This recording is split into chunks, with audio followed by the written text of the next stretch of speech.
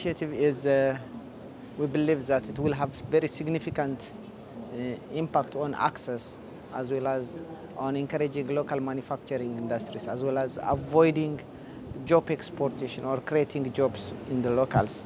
And ultimately, it may ensure also our country's health security or emergency preparedness as well, and definitely contribute to economic growth. That's how we see this initiative. Even these days, there are some products that are not, or limited access, with limited access because the volume is very small. If we properly select the products, definitely pulling this procurement will create enough scale or volume to manufacturers so that they will be interested to sell to the region. That means a lot. It can save mothers, it can save children's, access. But it's not only this one. It also opened the eyes of investors that it makes them think that this market is huge enough to invest on this. That will take us to the sustainable solution of securing health commodity. The main reason for Ethiopia to engage in this initiative has a dual purpose. We can say triple purpose. One, of course, access has to be there in the first place. The other is, with the reasons that I have told you earlier, some of the medicines are not easily accessible or reachable to our community with the right price, affordability, and quality. The other reason is we don't have to continue procuring medicines from abroad always. This is why we are getting. When we pull the procurement, manufacturers may be interested to invest in our country, in our region.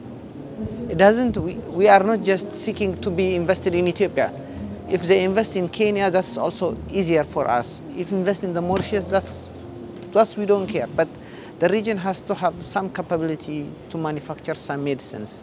So this is why we are interested.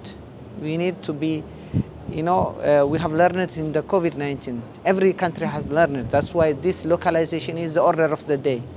Everybody wants us to manufacture. We have been deprived of medicine. We have been deprived of medical devices. This PPM though it is a very good idea, but there is some challenge. We expect some challenge in its implementation, but that challenge is solvable. We believe that, as long as you make them understand the main stakeholders, its importance.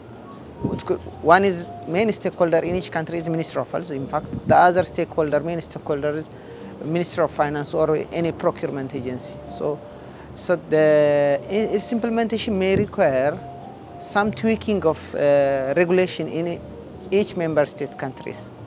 So because of that, it may take some time, but since they believe changing regulation in some countries is easier, changing regulation in some countries you need to go to the parliament. And you need to schedule it, and Parliament has to discuss, people has to discuss.